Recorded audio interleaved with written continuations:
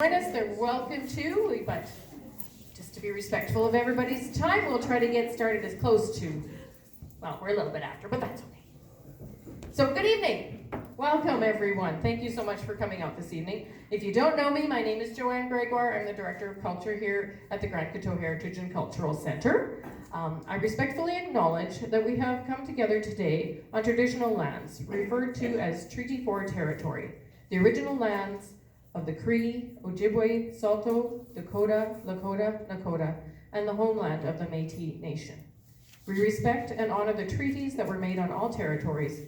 We acknowledge the harms and mistakes of the past and present, and we dedicate our efforts to working together with Indigenous nations in the spirit of reconciliation and collaboration. So on behalf of us here at the Grand Coteau Centre, the Shaunavon Library, the Shaunavon EDC, and Shaunavon Wellness and Leisure Committee, thank you so much for coming out to tonight's Me Time Kickoff event. Woo! We are just all so proud to be part of partnering with this initiative that's been created to help people connect with the community through a wide variety of activities, and in the process to hopefully enhance our individual health and well-being. We will tell you more about the details of the initiative later. But first, it is my great pleasure to introduce our guest presenters for the evening.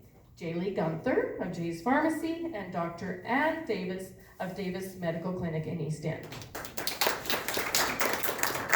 These ladies will be speaking about holistic wellness and the importance of connection and more, according to Jaelee's Facebook post.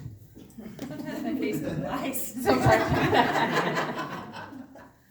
So following their presentations, we are going to just have a short intermission so we can just stretch our legs, grab some more coffee, water. We have some delicious gluten-free chocolate brownies, and there's enough for everyone to have 2 or 3. There's a door prize draw that they can enter for, thanks to Jay's Pharmacy. You can use the washrooms, which are located just down that hallway if you're not familiar. And then we will wrap up the evening with that information about Me Time. And then there'll be also time for questions if you have any, and you're welcome then to stick around and socialize, have another brownie, because it's good for your well-being, right? Chocolate is always good. I know yours might, it's in a food group. Yes, yes. We could say it's made out of zucchini or something. Anyways, I will not talk any longer. I know we're all anxious to hear what these lovely ladies have to say. So without further ado, please join me in welcoming Jaelee Guenther to the podium. And please, an extra round of applause to thank Jay's Pharmacy for sponsoring this kickoff event.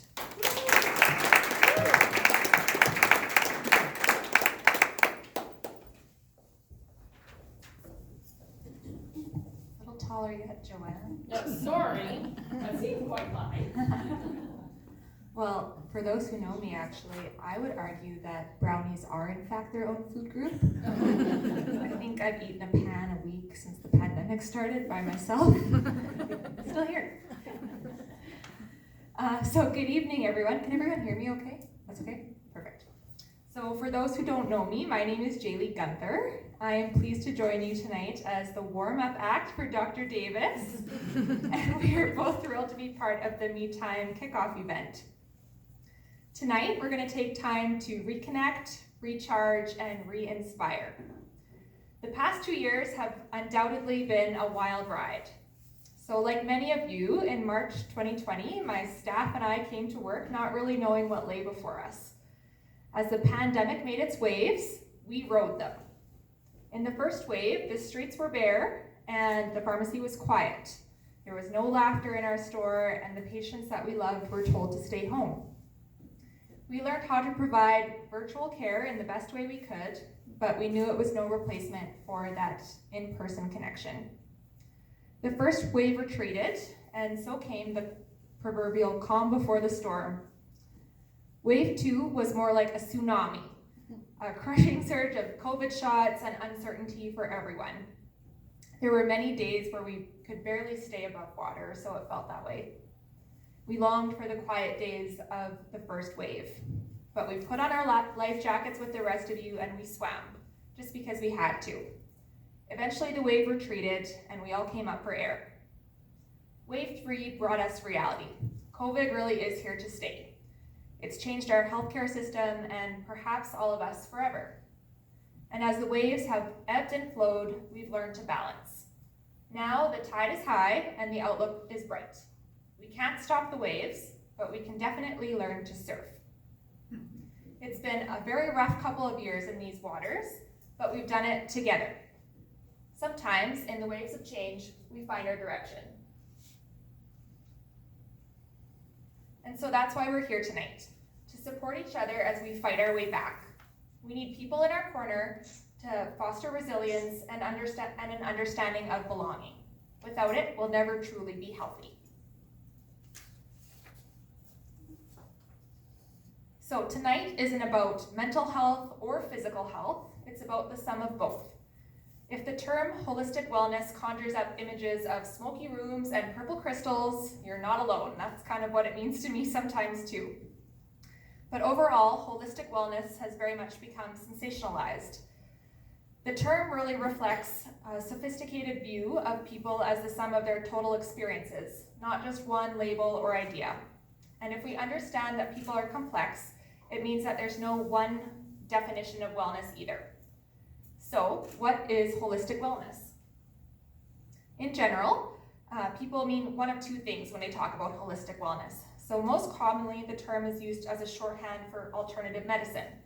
For example, if someone had a medical diagnosis, they may look for natural ways of treating illness. That would be not holistic wellness, but rather holistic medicine. The broader definition of holistic wellness uses the literal meaning of the word. It defines wellness as the interdependence of several dimensions of health. The whole person isn't healthy unless we're well in every area of our life, not just physical health. So the true holistic wellness definition is a departure from how we traditionally see health. Particularly in Western society, wellness is typically associated with just physical. We define health as the absence of disease or illness. However, that's really only part of the story. Health and wellness can only be understood as parts of a whole, and all the dimensions are connected. Take, for example, stress. Sometimes people experience stress when they have to publicly speak in front of a lot of people. Here we are. Stress. It's widely understood and scientifically proven that stress causes or exacerbates most major health issues. And there's not a single person who can't describe the emotional impact of extreme stress. Stressful events are a perfect example of how seemingly unrelated areas of your life can affect your emotional and subsequently your physical health. So, what are the components of holistic wellness? Well, there are 7, and they comprise mental, physical, emotional, social, occupational, financial, and spiritual wellness. Mental wellness I'm going to get into a little bit more on the next slide, but really a healthy mind is able to learn and grow and stay present in the moment. Poor mental fitness is associated with reduced resilience and resistance to stress. Physical wellness, of course, includes things like energy, flexibility, strength, and nutrition. Not that you can get that from a pan of brownies a week, but I digress. Emotional wellness determines how you interpret stressful situations and your ability to regulate your emotions. Social wellness is driven by a sense of belonging. It's why we're all here tonight. Researchers have found that those with strong social networks live longer and healthier lives. Occupational wellness includes finding joy and fulfillment in the work we do. It's why I love being a pharmacist. It's really ballooned by feeling like you have opportunities for growth and development in your career. Financial, well, wouldn't every aspect of our lives be easier if we felt in control of our income and expenses? And then finally, spiritual wellness refers to your connection to something larger than yourself.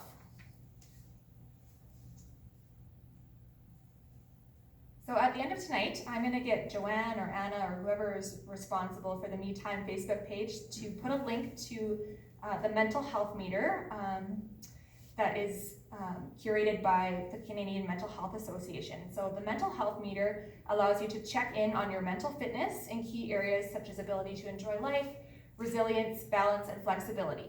So when you get home tonight, take the quiz and know where you stand.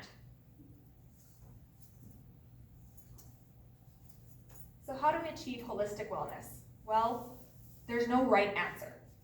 As you become more aware of the ways the multiple areas of your life intersect, you may find there are times when one area becomes more important than others. Stay open-minded and compassionate as you develop this new whole person approach to well-being. That being said, I do have a few tips. So first, incorporate rest into your day. This is great advice from our friend Eric. I think most of you know him. Take time away from work or other stressful events to do something that recharges you. Maybe don't fall asleep in a sugar coma like our friend Eric, but take regular rest intervals when at school or work to make you feel more focused, more productive, and less likely to burn out.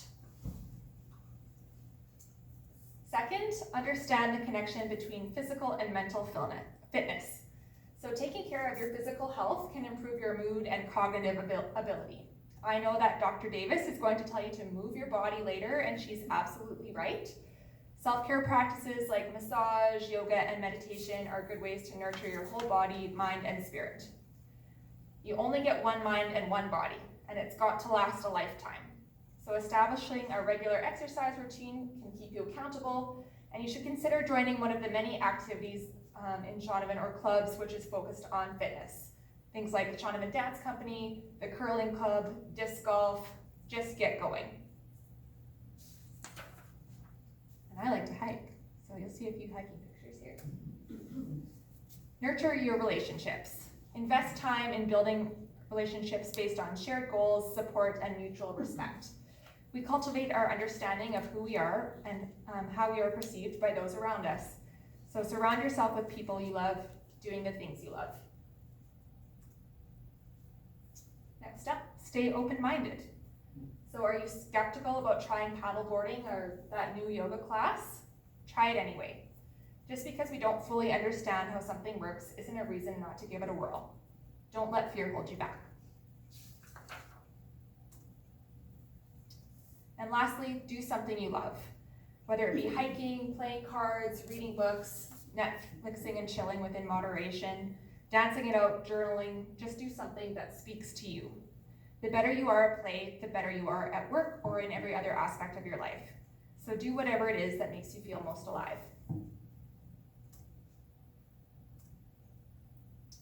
Eleanor Noss said that life is amazing, and then it's awful, and then it's amazing again. And in between the amazing and the awful, it's ordinary and mundane and routine.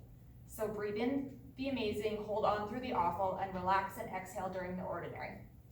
So please join me in welcoming Dr. Davis as she provides some tools for working through the awful, the importance of connection, and how the intersection of physical and mental wellness will ensure we are collectively set up for a comeback.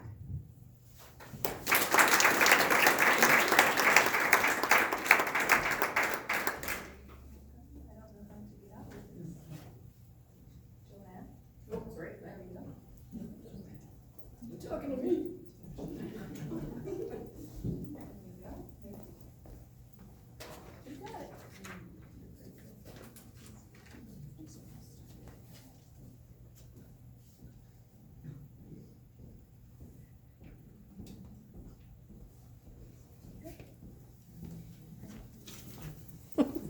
Not cutting that out. Yeah.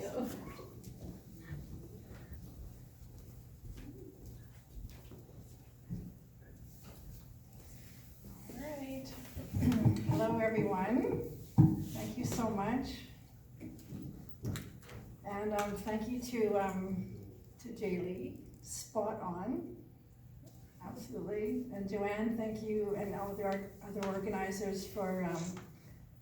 It's just going to be a great series. Whatever all it's going to hold. Wonderful. So. Okay. This is going to be very informal, by the way. Spacebar. Try spacebar. Spacebar.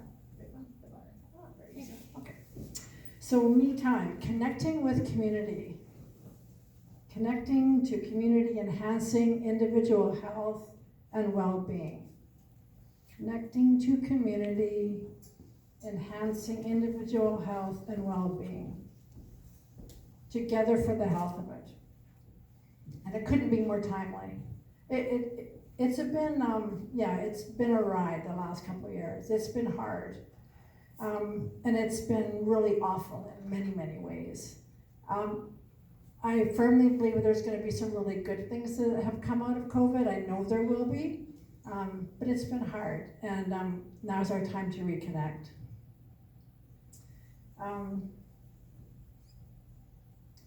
Yes, so actually the people that have social anxiety, really the restrictions are kind of okay for them. It's like they don't mind. Not good in the long run. So social connection with community, is it important? Oh yeah, it is really important.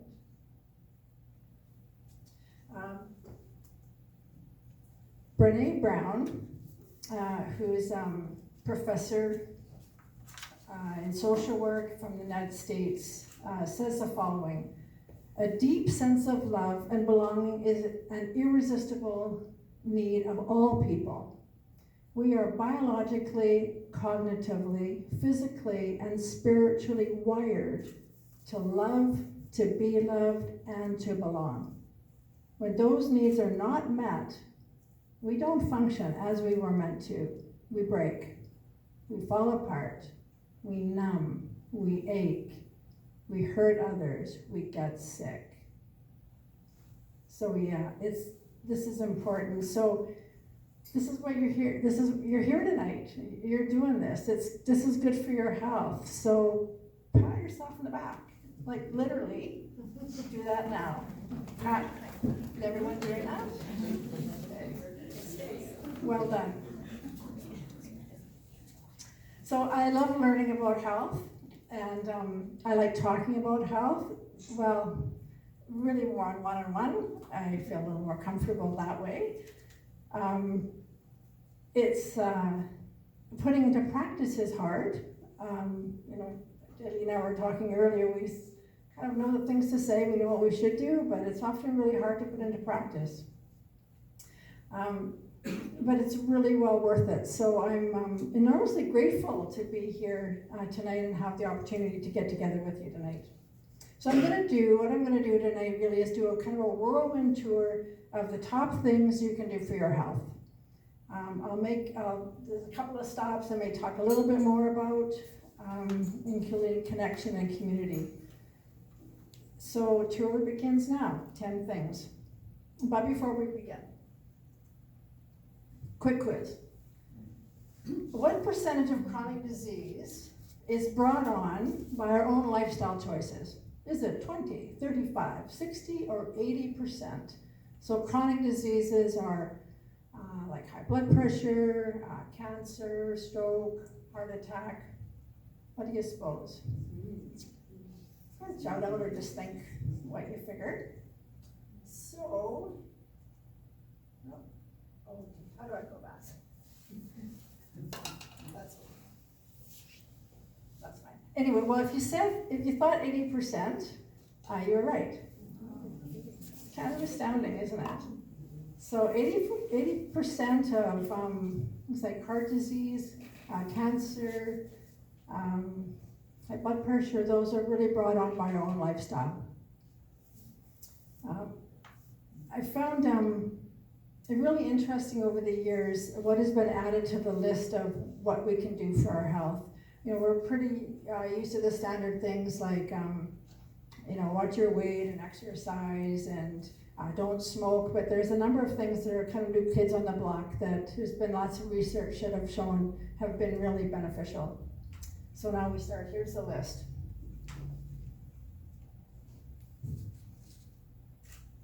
So eat good food. Be active, hiking, get your sleep. Don't believe everything you think. Reduce your stress. Be mindful. Be out in nature. Live in gratitude. Nurture your social connections.